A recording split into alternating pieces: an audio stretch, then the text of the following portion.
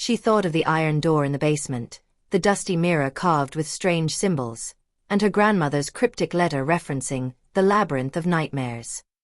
It was all too much to be coincidence. "Is there anything in these records," she asked, her voice trembling slightly, "that might explain a locked iron door in the basement?"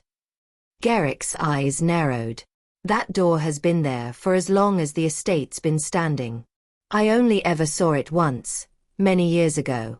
Your grandmother warned me never to touch it, never to even speak of it. She said it sealed off a part of the house that should remain forever closed. Whether it's a sealed chamber or a passage to something older than the house itself, I don't know." Lucy felt a sudden drop in her stomach, like she was on the verge of discovering something horrifying and unstoppable. "Thank you," she managed, gathering her courage.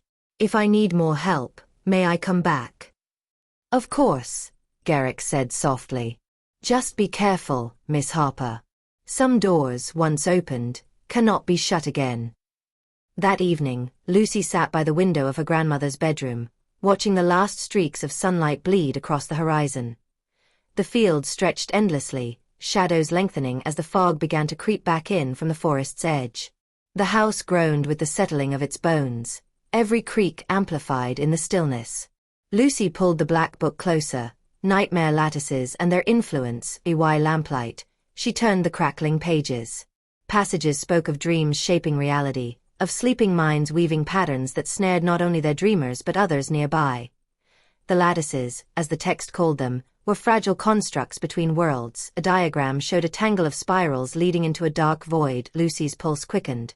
She thought of the basement door, of the footsteps in the dark. A sudden scratching noise made her snap the book shut. It came from the hallway outside the bedroom. Slow, deliberate, like claws raking against the wood. Lucy's breath caught in her throat. She forced herself to stand, each step to the door heavy, her legs trembling. With shaking fingers, she pulled it open.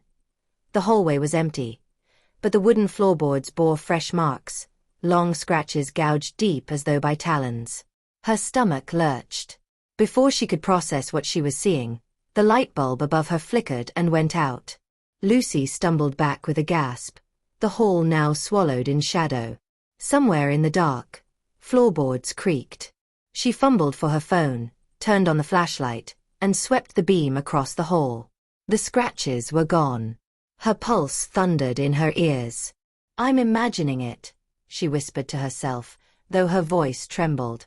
She retreated quickly to the bedroom, locking the door, and pressed her back against it. The house seemed to exhale around her. Her phone buzzed suddenly in her hand, making her flinch. An unknown number. Just a single message. "Don't open the door again." Her blood ran cold. A terrified woman drops her phone onto a bed, recoiling as though it burned her hands. Shaking, she curled beneath the covers, every nerve in her body thrumming with dread. Sleep came only in fragments, pierced by dreams of twisting black corridors and faceless figures whispering from the dark. When dawn finally broke, she was drenched in sweat, her heart raw from a night of constant terror. The morning sun did little to ease Lucy's unease. She descended the stairs, the floorboards groaning as if resentful of her weight. The kitchen smelled faintly of dust and boiled tea. Her phone lay on the table where she'd left it, the message still glowing on the screen. She picked it up, half expecting another vibration, another warning, but the device was silent. Her thoughts returned to the basement, to the iron door that had resisted her touch. She had to know what lay beyond it. By noon, she found herself at the library in town, combing through records of the estate. Old newspapers, their edges brittle, whispered stories of the manor's past. One article spoke of a collapse during the house's expansion in the late 1800s. Workers had gone missing, swallowed, it said, by the earth itself. Locals claimed the land was unstable, riddled with hidden caverns. But another clipping, older, more fragmented, told of strange chanting heard beneath the soil, of lights glowing through cracks in the ground at night. Lucy copied the articles, each word pressing heavier against her chest. When she finally left, the sky had turned gray, clouds thickening with the promise of rain.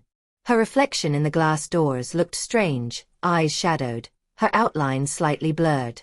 She blinked, and it was gone. By the time she reached the manor again, the first drops of rain had begun to fall. The house loomed darker now, its windows glistening like watchful eyes in the rain. Lucy hurried inside, dripping water onto the entryway rug. She carried the clippings in a folder, but her hands shook as though the paper itself had weight. In the living room, she spread them across the table. The faces of the missing workers stared up at her from grainy black and white photographs. Their eyes seemed too hollow, too dark, for pictures so old. Thunder rolled overhead, shaking the glass in the windows. Lucy pressed a palm flat against the table to steady herself. Somewhere in the depths of the house, something groaned in response, as if echoing the thunder. She froze, the storm outside momentarily forgotten. The sound came again, long, low, mournful. It wasn't the storm. It was coming from below. Her gaze drifted toward the door to the basement. She swore she felt it vibrating faintly, as if something beneath the earth was stirring. Her chest tightened, but she couldn't look away. Lightning flashed, flooding the room with white light for an instant. For that split second, in the reflection of the window, she saw a figure standing just behind her. When the darkness returned, she was alone again. The folder of clippings slipped from her grasp, scattering across the floor like fallen leaves. Rain battered the manor through the night, a relentless drumming that seeped into Lucy's dreams.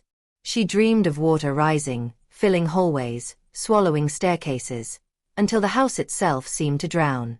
When she woke, her throat was raw, her body aching as if she had been screaming. The storm had not passed. Outside the window, the fields were drowned in mist, the horizon erased. Lucy wrapped a shawl around her shoulders and descended to the kitchen, her movements sluggish with dread. The radio on the counter crackled to life without warning. A voice, warped by static, whispered her name. Her blood iced, the shawl slipping from her shoulders. The voice continued. "You opened the door. We heard you." Lucy lunged forward, switching the radio off, but the voice did not stop. It bled from the walls now, from the floorboards, from the very air. She clamped her hands over her ears, tears spilling down her cheeks.